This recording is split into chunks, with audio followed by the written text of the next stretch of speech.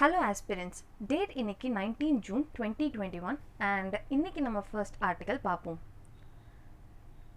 First article லக்ஷதீப்பை பற்றி. இதோட context என்னன்னா, லக்ஷதீப்போட அட்மினிஸ்ட்ரேட்டர் சில லெஜிஸ்லேஷன்ஸ் கொண்டு வராங்க இந்த ஐலாண்டோட டெவலப்மெண்ட்காகன்னு சொல்லிட்டு. பட் அந்த ஐலாண்டில் இருக்க இண்டிஜினஸ் பீப்புள் இந்த ஐலாண்டுக்கு இந்த லெஜிஸ்லேஷன் செட் ஆகாது, இது என்விரான்மெண்ட்டை பாதிக்க அப்படின்னு சொல்லிட்டு ப்ரொட்டஸ்ட் பண்ணுறாங்க.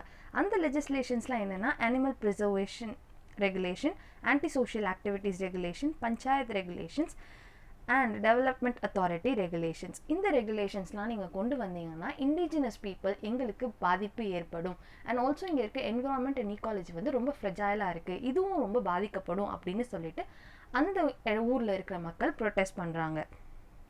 ஸோ பேசிக்காக லக்ஷதீப் வந்து ஒரு யூனியன் டெரிட்டரி, அதாவது சென்டருக்கு கண்ட்ரோலில் இருக்கிற, சென்டரோட டைரக்ட் கண்ட்ரோலில் இருக்கிற ஒரு யூனியன் டெரிட்டரி. இதில் வந்து பிரசிடெண்ட் அட்மினிஸ்ட்ரேட்டரை அப்பாயிண்ட் பண்ணுவாங்க. ஸோ சென்ட்ரல் மற்ற ஸ்டேட்ஸில் இருக்கிற மாதிரி லெஜிஸ்லேச்சர்ஸ் கிடையாது. எந்த ஒரு முடிவு எடுக்கனாலும் சென்டர் டைரெக்டாக அட்மினிஸ்ட்ரேட்டர் மூலமாக எடுப்பாங்க. அண்ட் ஆல்சோ இந்த லெஜிஸ்லேஷன்ஸ் பற்றி ப்ரெஸ் மீட்டில் என்ன சொல்லியிருக்காங்கன்னா, இது வந்து ஒரு மால்தீவ்ஸ் மாதிரி ஒரு டூரிஸ்ட் டெஸ்டினேஷனாக க்ரியேட் பண்ணுற ஒரு விஷனோட கொண்டு வந்த பாலிசிஸ் அப்படின்னு சொல்கிறாங்க. இன்ஃபேக்ட் 2017 ஐலாண்ட் டெவலப்மெண்ட் ஏஜென்சி அப்படின்ற ஒரு ஏஜென்சியை வந்து சென்டர் வந்து க்ரியேட் பண்ணி அந்த ஐலாண்டை டெவலப் பண்ணுற மூமெண்ட்டை வந்து ஸ்டார்ட் பண்ணிட்டாங்க. அண்ட் ஆல்சோ லக்ஷதீப்பை பற்றி நம்ம தெரிஞ்சுக்கணுன்னா, இது வந்து ஸ்மாலஸ்ட் யூனியன் டெரிட்டரி, இருக்கிற யூனியன் டெரிட்டரிஸில் smallest union territory Lakshadweep. And இது வந்து ஒரு ஆர்ச்சிபெலாகோ கன்சிஸ்டிங் ஆஃப் 36 ஐலாண்ட்ஸ், மொத்தமாக 36 ஐலாண்ட்ஸை கொண்ட ஒரு ஆர்ச்சிபெலாகோ. அண்ட் இது வந்து டைரக்ட் கண்ட்ரோல் ஆஃப் சென்டரில் இருக்க அட்மினிஸ்ட்ரேட்டர் மூலயமா வந்து இதை ரூல் பண்ணுறாங்க. அண்ட் கேபிட்டல் ஆஃப் லக்ஷதீப் என்னன்னு பார்த்தீங்கன்னா Kavaratti. And also Pitti island அப்படின்ற ஒரு ஐலாண்ட் வந்து பேர்ட் சாங்சுரியாகவும் இருக்குது லக்ஷதீப்பில். And 3 main groups of islands என்னென்னு பார்த்தீங்கன்னா, Amindivi island, Laccadive island and Minicoy island. லக்ஷதீப்பை வந்து நீங்கள் மேப் பாயிண்ட் ஆஃப் வியூவில் ரொம்ப இம்பார்ட்டண்ட்டாக பார்க்கணும். முக்கியமான 2 பாயிண்ட் என்னென்னா 9 degree channel and 8 degree channel. 9 degree channel எதை செப்பரேட் பண்ணுது அப்படின்ற கொஷின் வந்து கண்டிப்பாக ரைஸ் ஆகும். ஸோ இது வந்து major islands of Lakshadweep and மினிகாயை வந்து செப்பரேட் பண்ணுது 9 டிகிரி சேனல் அப்படின்ற இன்ஃபர்மேஷன் உங்களுக்கு தெரிஞ்சிருக்கணும். அண்ட் ஆல்சோ லக்ஷதீப் ஐலாண்ட்ஸையும் மால்தீவ்ஸையும் 8 டிகிரி சேனல் செப்பரேட் பண்ணுது அப்படின்ற இன்ஃபர்மேஷனும் உங்களுக்கு தெரிஞ்சிருக்கணும். அமினிதீவ் ஐலாண்ட் வந்து northern most island and Minicoy island வந்து சதர்ன் மோஸ்ட் ஐலாண்ட். இந்த ஐலாண்ட்ஸ் எல்லாமே கோரல் ஒரிஜின். அதாவது கொஷனில் வந்து இந்த லக்ஷதீப் ஐலாண்ட் வந்து ஒரு வால்கனிக் ஆரிஜின் அப்படின்னு சொன்னாங்கன்னா அது ரொம்ப தப்பாக இருக்கும். ஏன்னா இது வந்து கோரல் ஒரிஜின். இது எப்படி ஃபார்ம் ஆகிருக்கும் அப்படின்னு நீங்கள் கேட்டிங்கன்னா, ஓஷன் கீழே செடிமெண்டேஷன் மூலமாக மவுண்ட் க்ரியேட் ஆகிட்டே இருக்கும். ஒரு பாயிண்டில் இந்த மவுண்ட் வந்து ஓஷன் சர்ஃபேஸ் வாட்டருக்கு மேலே வந்துடும். இதை வந்து சி மவுண்ட் அப்படின்னு சொல்லுவாங்க. கொஞ்ச நாள் ஆக ஆக இந்த மேலே இருக்கிற சர்ஃபேஸ், ட்ரையாங்குலர் சர்ஃபேஸ் வந்து எரோட் ஆகிடும். ஸோ வந்து மேலே வந்து ஒரு லேண்ட் சர்ஃபேஸ் க்ரியேட் ஆகிருக்கும். அந்த லேண்ட் சர்ஃபேஸை வந்து கயாட்னு சொல்லுவாங்க. இந்த கயாட்டை சுற்றி கோரல் ரீஃப்ஸ் ஃபார்ம் ஆக ஆரம்பிச்சிச்சுன்னா அதை அட்டால்னு சொல்லுவாங்க. ஸோ இது வந்து ஃப்ரிஞ்சிங் ரீஃப்ஸ், அதாவது கோரல் ரீஃப்ஸால் மேக் பண்ணப்பட்ட ஒரு அட்டால். அடுத்தது என்னென்னா லக்ஷதீப்போட சொசைட்டி வந்து மேட்ரியார்கல் சொசைட்டி, அதாவது உமன்ஸ் வந்து ஹெட் ஆஃப் த ஃபேமிலியாக இருப்பாங்க. அண்ட் இஸ்லாம் வந்து டாமினன்ட் ரிலீஜியனாக இருக்குது. And also paradise of Arabian சீன்னு வந்து லக்ஷதீப்பை சொல்லப்படுறாங்க. அண்ட் இந்தியாவோட எக்ஸ்க்ளூசிவ் எக்கனாமிக் ஜோனை வந்து என்ரிச் பண்ணுற மாதிரி இதோட எக்கனாமியாகவும் இருக்கட்டும், இதோட என்விரான்மெண்டலாகவும் இருக்கட்டும் அண்ட் பயோடைவர்சிட்டி ஆகட்டும், இந்தியாவோட வேல்யூஸ் அண்ட் கல்ச்சர்ஸை வந்து எப்பயுமே என்ஹான்ஸ் பண்ணி காட்டியிருக்கு. அண்ட் இதில் வந்து 3 டிஸ்டிங்க் ஈகோசிஸ்டம் இருக்குது: land, lagoon and ocean. Land, ocean உங்களுக்கு தெரிஞ்சிருக்கும். லாகூன்னா ஒரு ஷோர் இருக்குது, ஒரு ஐலாண்ட் இருக்குன்னா இது ரெண்டுத்துக்கும் நடுவில் இருக்க வாட்டர் பாடியை வந்து லாகூன் அப்படின்னு சொல்லுவாங்க. ஃபிஷரிஸ் வந்து primary occupation here, fisheries plus coconut வந்து ப்ரைமரி ஆக்குபேஷன் இன் லக்ஷதீப். இங்கே பேசிக் லாங்குவேஜ் என்னென்னா Malayalam, influence of Kerala and மஹல்னு ஒரு லாங்குவேஜ் பேசுகிறாங்க. அண்ட் ஆல்சோ மால்தீவ்ஸோட திவேஹி அப்படின்ற லாங்குவேஜோட இன்ஃப்ளூயன்ஸும் லக்ஷதீப்பில் நீங்கள் பார்க்கலாம். அடுத்த ஆர்டிக்கல் வந்து நரேகா ஸ்கீமை பற்றி. நரேகான்றது Mahatma Gandhi national rural employment guarantee act. இது வந்து 2005 வந்து ஒரு ஆக்டாக பாஸ் பண்ணாங்க. இதோட மேஜர் ஆப்ஜெக்டிவ் என்னென்னா ரைட் டு ஒர்க் மூலயமா ரைட் டு லைவ்லிஹுட் என்ஷூர் பண்ணணும் அப்படின்றது தான் இந்த ஸ்கீமோட டார்கெட்டாக இருந்துச்சு. ரூரல் எக்கனாமியில் லிக்விடிட்டி இன்ஃப்யூஸ் பண்ணுறதுக்காகவும் ரூரல் எக்கனாமியில் டிமாண்ட் இன்க்ரீஸ் பண்ணுறதுக்காகவும் இந்த ஸ்கீம் வந்து மேஜராக கொண்டு வரப்பட்டது. இந்த ஸ்கீமில் 2 விஷயம் இருக்குது. ஒன்று வந்து பாசிட்டிவ், இன்னொன்று வந்து நெகட்டிவ். பாசிட்டிவ் ஆஸ்பெக்ட் என்னென்னா, நரேகா ஸ்கீம் மூலயமா ரூரல் எக்கனாமியில் இருக்கிற சாதாரண வேலை இல்லாதவங்களுக்கு வேலை கொடுத்து அது மூலயமா பணத்தை கொடுத்து அந்த பணத்தால் ஒரு டிமாண்ட் க்ரியேட் பண்ணி டிமாண்ட் மூலயமா ஒரு ப்ரொடக்ஷனை க்ரியேட் பண்ணுறது ஒரு பாசிட்டிவ் ஸ்பைரலை ஸ்டார்ட் பண்ணுறதுக்கான ஒரு ஸ்கீமாக வந்து நரேகா பாசிட்டிவாக பார்க்கப்படுது. நெகட்டிவ் சைடு என்னென்னா, ஒரு வேலை இல்லாத எக்கனாமியில் வேலையை க்ரியேட் பண்ணி, அதாவது அந்த வேலையால் எந்த ப்ரொடக்ஷனும் நடக்கிறதில்ல. லைக் கேனால் தோன்றதுனால எந்த ஒரு பெரிய ப்ரொடக்டிவிட்டியும் நடக்கிறது கிடையாது. ரோட் க்ளீன் பண்ணுறதுனால பெரிய ப்ரொடக்டிவிட்டி, அதாவது விசிபிள் ப்ரொடக்டிவிட்டி எதுவுமே இருக்கிறது கிடையாது. ஸோ அப்படி ஒரு வேலையை க்ரியேட் பண்ணி பணத்தை கொடுக்கறது மூலயமா டிமாண்ட் நம்ம இன்க்ரீஸ் பண்ணுறோம். பட் ஸ்டில் அதனால் எந்த ப்ராடக்ட்டும் ப்ரொடியூஸ் ஆகாததுனால இன்ஃப்ளேஷன் எக்கனாமியில் அதிகமாகிக்கிட்டே இருக்கும். ஸோ நரேகாவோட பாசிட்டிவ் அண்ட் நெகட்டிவ் இது ஒன்று தான். அண்ட் ஆல்சோ இதில் வந்து 100 days ஒர்க், 100 நாள் வேலை அப்படின்னு நம்ம ஊரில் நம்ம கேள்விப்பட்டிருப்போம். இது என்னென்னா, ஒரு வீட்டுக்கு ஒருத்தருக்கு 100 நாள் வேலை வந்து கன்ஃபார்மாக கொடுக்கணும் அப்படின்றத இந்த ஸ்கீம் ப்ரமோட் பண்ணாங்க. அண்ட் 100 நாள் ஒர்க்கில் 100 rupees இல்லைனா 120 rupees வரைக்கும் இப்போ பே பண்ணுறாங்க பர் டே. ஸோ வந்து 100 days ஒர்க் பர் இயர், ஒரு வருஷத்தில் 100 நாள் ஒர்க் வந்து கேரண்டீடாக கவர்மெண்ட் வந்து ப்ரொவைட் பண்ணும். அதுக்கான பேமெண்ட் 100 or 120 rupees.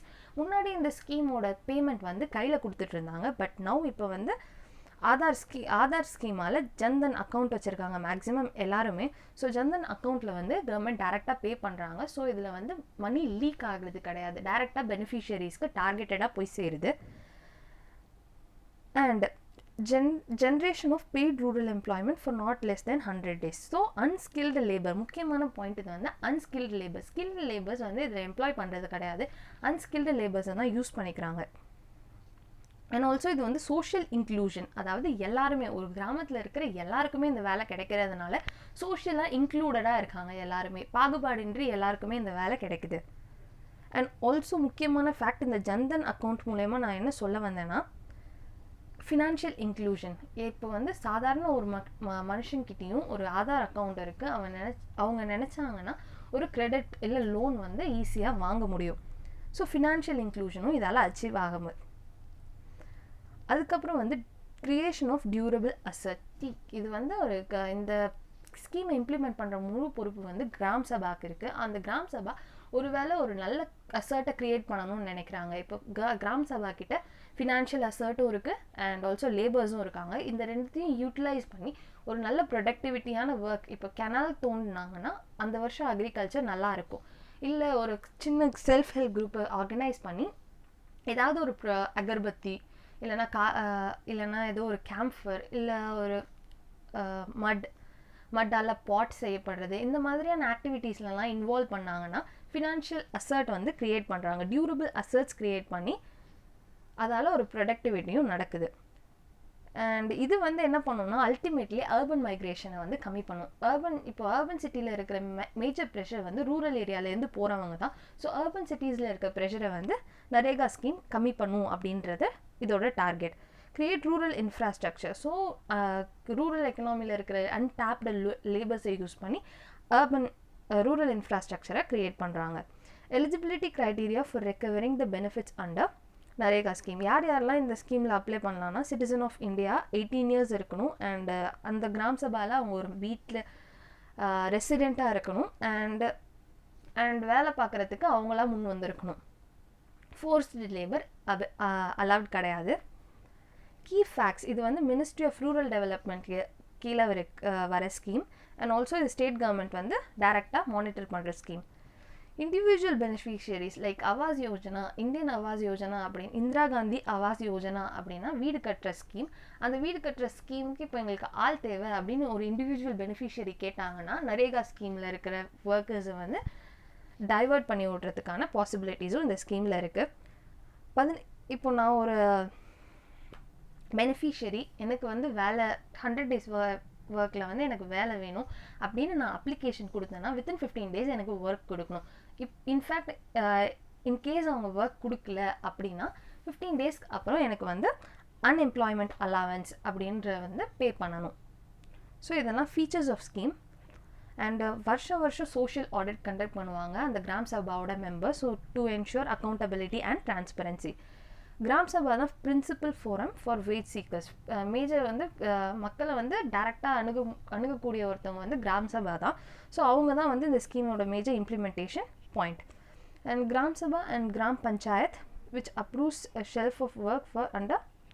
ஸோ யாருக்கு என்ன வேலை கொடுக்கணும், எந்த வேலையை நம்ம செய்யணுன்ற ப்ரியாரிட்டி வந்து கிராம் சபாவும் கிராம் பஞ்சாயத்தும் சேர்ந்து முடிவெடுப்பாங்க. அடுத்த ஆர்டிக்கல் பிடி காட்டன். பிடி காட்டன்னா பேக்சிலஸ் துரிஞ்சியன்சிஸ் காட்டன். இது வந்து ஒரு இன்செக்ட் ரெசிஸ்டன்ட் டிரான்ஸ்ஜெனிக் கிராப். இது வந்து பிங்க் போல்வார்ம் எடுத்து போராடும். அதாவது காட்டன் கிராப் ப்ரொடியூஸ் ஆகும்போது பிங்க் போல்வார்ம் வந்து அந்த காட்டனை வந்து அஃபெக்ட் பண்ணும். இது வந்து இந்தியாவில் ஒரு மேஜர் ப்ராப்ளமாக இருந்துச்சு. ஸோ இதை எதிர்த்து போராடுறதுக்காக பிடி காட்டன் இன்ட்ரடியூஸ் பண்ணாங்க இந்தியாவில் 2002. பிடி காட்டன் தான் only crop which uses genetic engineering. And வேறு எந்த க்ராப்பும் பிடி பிரிஞ்சால் இந்தியாவில் இன்ட்ரடியூஸ் பண்ணல, பிடி மஸ்டர்ட் வந்து இந்தியாவில் இன்ட்ரடியூஸ் பண்ணல. பிடி காட்டன் மட்டும்தான் இப்போதைக்கு இந்தியாவில் அவைலபிளாக இருக்குது which uses gene editing technology. And இது வந்து ஜெனட்டிக்கலி ஆல்ட்ரிங் த காட்டன் ஜீனம். காட்டனோட ஜீனோமை வந்து எடிட் பண்ணுவாங்க. டிஎன்ஏ எடிட்டிங் டெக்னாலஜி அப்படின்ற டெக்னாலஜி யூஸ் பண்ணி. ஸ்டில் ஏன் பிடி காட்டன் யூஸ் பண்ணுறோன்னா இது வந்து சாப்பிட்ற பொருள் இல்லை அப்படின்ற ஒரே காரணத்துக்காக தான் பிடி காட்டனை வந்து இந்தியாவில் அலோவ் பண்ணியிருக்காங்க. பிடி அப்படின்னா பேக்சிலஸ் துரிஞ்சியன்சிஸ். இது வந்து ஒரு பாக்டீரியம். இதை யூஸ் பண்ணி தான் இந்த ஜீன் எடிட்டிங் டெக்னாலஜியை வந்து அப்ளை பண்ணுவாங்க. In short, transgene inserted into plants genome. பிளான்ட்டோட ஜீனோமில் வந்து ஆல்டர் பண்ணப்பட்ட ஜீனை வந்து இன்சர்ட் பண்ணுவாங்க. அண்ட் ஆல்டர் பண்ண ஜீன் வந்து மல்டிப்ளை ஆகிக்கிட்டே இருக்கும். ஸோ வந்து இது என்ன ஆகும்னா, இந்த ஆக்சுவலாக இந்த ப்ராசஸில் என்ன ஆகும்னா பிளான்ட் ப்ரொடியூஸ் ஆகும். ஒரு போல் ஓம் வந்து அட்டாக் பண்ணுச்சுன்னா ஒரு டைஜஸ்டிவ் ஜூஸ் மாதிரி இருக்கும். அந்த ஜூஸ் செக்ரியேட் ஆகும். அந்த ஜூஸ் வந்து அந்த போல் ஓமை அந்த காட்டனுக்குள்ளேயே அழிச்சிடும். ஸோ இதுதான் இதோட ஹோல் ப்ராசஸ். ஸோ இதை வந்து 2002 இன்ட்ரடியூஸ் பண்ணும்போது டிராஸ்டிக் இன்க்ரீஸ் இன் ப்ரொடக்ஷன். காட்டனோட ப்ரொடக்ஷன் திடீர்னு ஒரு பூம் அச்சீவ் பண்ணுச்சு. ஓவரால் வந்து சைனா ஃபர்ஸ்ட்டில் இருந்துச்சு. பட் ஆனால் சைனாவை ஓவர்டேக் பண்ணி இப்போ நம்ம தான் ஃபர்ஸ்ட் பொசிஷனில் இருக்கோம் காட்டன் ப்ரொடக்ஷனில். Biggest cotton producer in the world. We have overtaken China. BT cotton remains the only genetically modified crops allowed to be cultivated in the country. And in the technology BT cotton develop பண்ணது வந்து Bayer's Monsanto அப்படின்ற ஒரு US company. இதில் வந்து 2 jeans use பண்ணுறாங்க, CRY1AB and CRY2BC from the soil bacterium Bacillus thuringiensis. இதை வந்து காட்டனோட சீடில் insert பண்ணி மல்டிப்ளை பண்ண வச்சு அந்த சீட் பிளான்ட்டாக மாறிச்சு. அப்புறம் ஒரு போல் ஓம் அதை அட்டாக் பண்ணுச்சுன்னா ஒரு டைஜஸ்டிவ் ஜூஸ் வந்து செக்ரியேட் ஆகும். அந்த ஜூஸ் வந்து அந்த பிங்க் போல் ஓமை வந்து அட்டாக் பண்ணும். அண்ட் ஆல்சோ இதில் முக்கியமான ஃபேக்டர் என்னென்னா, வேறு ஏதோ ஒரு இன்செக்டோ ஒரு பீயோ வந்து அந்த காட்டனில் உட்காந்துச்சுன்னா அந்த இது எதுவுமே பண்ணாது. So it is targeted attack on pink bollworm. So 2002 வந்து கமர்ஷியலாக இந்தியாவில் ரிலீஸ் பண்ணப்பட்டிருக்கு. இன்றைக்கான ப்ரிலிம்ஸ் பேஸ்ட் கொஷின் என்னென்னா, consider the following reports are index. First வந்து industrial outlook survey, financial stability report, index of industrial production and national strategy for financial education. இதில் எந்தெந்த report வந்து ரிசர்வ் பேங்க்கால் ரிலீஸ் பண்ணப்பட்டிருக்கு அப்படின்றது கொஷின். ஸோ இதில் ஒரு technique என்னென்னா, national strategy for financial education, financial inclusion, financial awareness, இந்த எல்லா கான்செப்ட்டுமே ரிசர்வ் பேங்க் ஆஃப் இந்தியாவுக்கு கீழே தான் வரும். ஸோ 4 இருக்கிற ஆப்ஷன் தான் ரைட் ஆப்ஷனாக இருக்கும். ஸோ ஃபஸ்ட்டு 2 ஆப்ஷனை நம்ம எலிமினேட் பண்ணிடலாம். அண்ட் இண்டஸ்ட்ரியல் அவுட்லுக் சர்வே, இது வந்து இன்றைக்கி நியூஸ் பேப்பரில் இருந்துச்சு.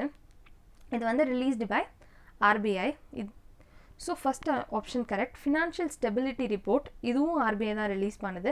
But index of industrial production வந்து CSO அப்படின்ற ஆர்கனைசேஷன் தான் ரிலீஸ் பண்ணுது. ஸோ ஆப்ஷன் C தான் இதுக்கு ரைட் ஆன்சர்.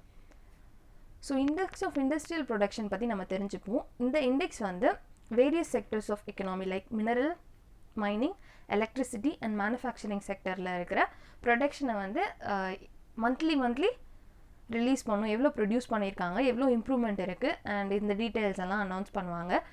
இது வந்து இதில் பேசிக்காக 8 செக்டர்ஸ் இருக்கும். Electricity, steel, refinery products, crude oil, coal, cement, natural gas and fertilisers. ஒரு வருஷம் யூபிஎஸ்சியில் அரௌண்ட் 2018 நினைக்கிறேன், எந்த ப்ராடக்ட்ஸ் எவ்வளோ கான்ட்ரிபியூட் பண்ணுது எக்கனாமிக்கு அப்படின்றது பேசிக் கொஷின்ஸ். இதை நீங்கள் இன்னைக்கு ரிசர்ச் பண்ணுங்கள். CSO சென்ட்ரல் ஸ்டாட்டிஸ்டிக்கல் ஆஃபீஸ், இது வந்து ministry of statistics and programme இம்ப்ளிமெண்டேஷனுக்கு கீழே வரும்.